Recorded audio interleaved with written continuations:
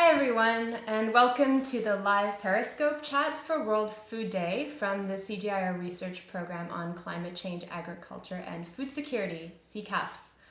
I'm Vanessa Maydew, Global Communications and Knowledge Manager, and I'm here with Dr. Sonja Vermeulen, Head of Research from CCAFS, and we're live from Edinburgh, Scotland. Welcome, Sonja. Thanks, Vanessa.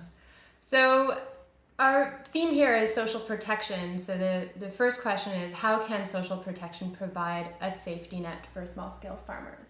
Well, Vanessa, as you know, in CCAFS we're really concerned about climate change, and we see weather insurance as perhaps the key tool to social protection. We know that today about 40% of farmers' variation in their yields around the world is due to weather patterns. And it's by far the biggest risk factor. And we also know that that variation and risk is going to grow a great deal under climate change. So we're looking for the kinds of insurance that can benefit farmers as they face this volatility in their yields and the prices that they get and in their incomes. And can you describe what CCAFS is doing to support social protection for small-scale farmers?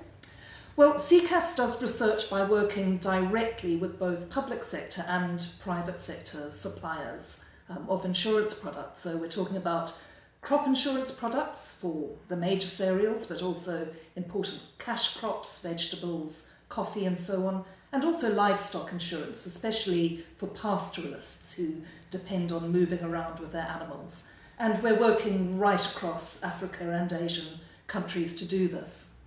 The kinds of research that we do are using climate data and also working on farmers' willingness to pay to work out what kind of premiums should be paid. Also looking again to make sure that the kinds of payouts that farmers get correlate well with the losses that they experience. And finally, doing a lot of direct participatory research with farmers to make sure that we're targeting for their needs and preferences in insurance. Okay, and what is the scale? How many farmers are benefiting from this now? Wow, well, it's a lot and it's a growing number. So in India, where many millions of farmers do have crop insurance, we've helped with improved insurance products for 1 million farmers, and that's growing. Other countries are looking more at livestock insurance. So in Mongolia, around 150,000 pastoralists, similar numbers in East African countries. And some countries are beginning to work with us now, thinking big about the future. So Nigeria, for example, hopes to extend crop insurance to 10 million farmers in the next 3 years. So women and men face different challenges specific to their gender, especially under a changing climate. How can we ensure that social protection, in this case insurance programs, are designed and implemented in a way that addresses these gender constraints? Well, that's a really interesting question in this case, because we see from our research that there's a much higher demand for insurance products among women. Women-headed households buy more insurance, they're prepared to pay more from it, and our research also shows that they benefit more from it. They're able to reinvest more as a result of having bought out the insurance.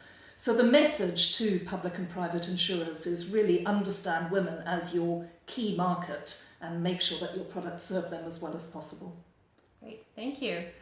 That's all the time we have for now. If you want to continue the conversation, please engage with us on Twitter. We're tweeting from CGIAR Climate. The hashtags are WFD15, that's World Food Day 15, and CGIAR. Thanks very much for tuning in, and see you again soon. Thanks everyone, bye.